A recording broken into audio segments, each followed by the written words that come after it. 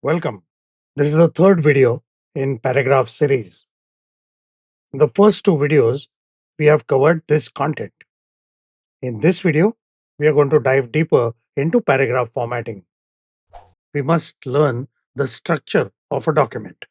Most of us think that a document contains pages, but that is not correct.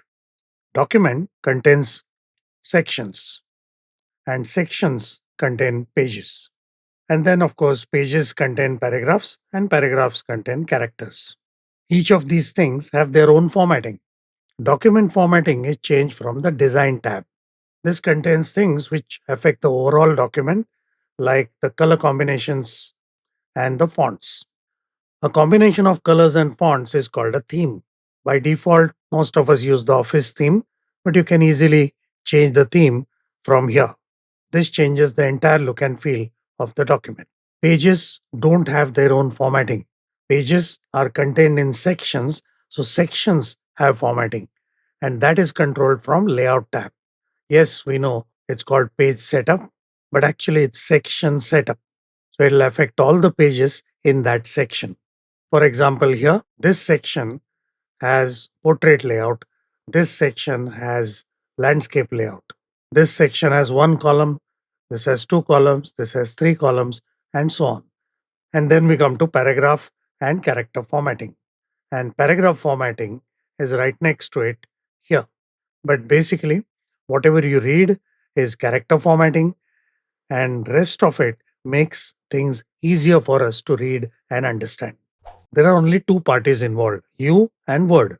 Your job is to provide the content, and it is Word's job to do the formatting. Most of us don't understand this division of labor, and we try to do formatting ourselves, and that is absolutely inefficient. So, the key concept is you provide the content, understand what is available under formatting, and tell Word to do it for you. And that's what we are going to learn now. Let's dive into paragraph formatting. I have enabled hidden characters and also enabled the ruler. In order to improve readability, things have to be spaced correctly. A paragraph contains lines. Lines have to be aligned. All of us know this is left aligned, which is default. You could have center aligned, which is typically done for headings. Sometimes we do right align as well. Now, when you right align, this side is aligned to the margin, the other side becomes ragged. In left align, this side is uneven. Now, sometimes we want both sides to be aligned. That's called justified. You don't always use justify in day to day business work.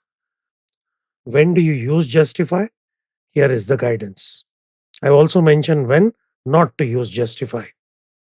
As an example, when we have a lot of text in multiple columns, narrow columns, that's when justified works best.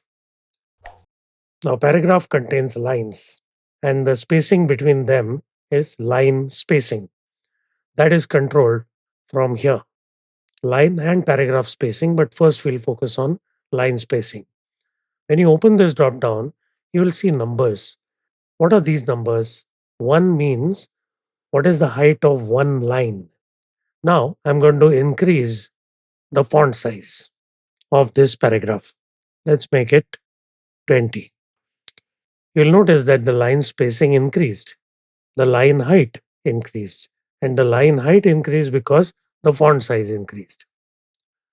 Now, just one word is bigger, but then the overall height of the line has to increase, and then the spacing has to increase. When you insert a picture in a paragraph, that picture behaves like a word with large font size. That's why it's called in line with text. So it behaves like text. And because it is text, when you type something around it, the picture also moves with it. You don't want that to happen? Don't worry. Click on this icon and ask the text to go around the picture.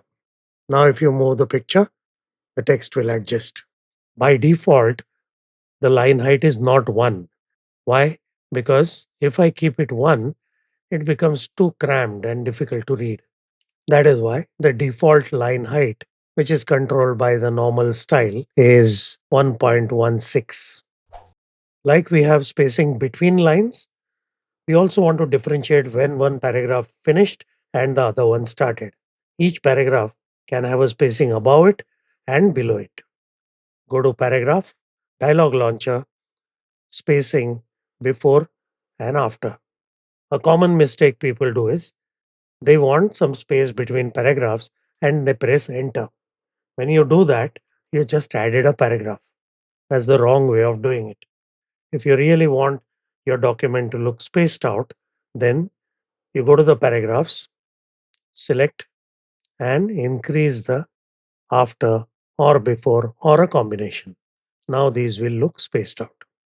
Of course, in real life, we don't do it for each paragraph manually. We use styles, but styles we will see later. So far, we are talking about spacing vertically. There is also indentation, which is horizontal spacing. Indent is a paragraph setting. That means if I want to change the setting of any paragraph, I just have to click inside it. I don't have to select it. Increase indent is right here. This is left indent, and if I don't like it, decrease indent. If you want right indent, you have to go to paragraph settings. Left indent we just saw. Let me change right indent to 2 and see what happens. Now, indents have some special things. In books, the first line in a paragraph starts with an indent. To do that, we have this special. So, first line indent. 1.27 is the default. So, this is how it looks. The reverse of that is I want the first line protruding and the rest of the lines indented. That's called a hanging indent. Why is it called hanging? Because the first line is hanging outside like this. Now, while we are at it, it's a good idea to learn this ruler. Ruler gives you numbers, dimensions, but it has these weird triangles, and many people get confused. So, there is a triangle looking downwards. That's the first line indent. As we saw right now, the first line indent is hanging.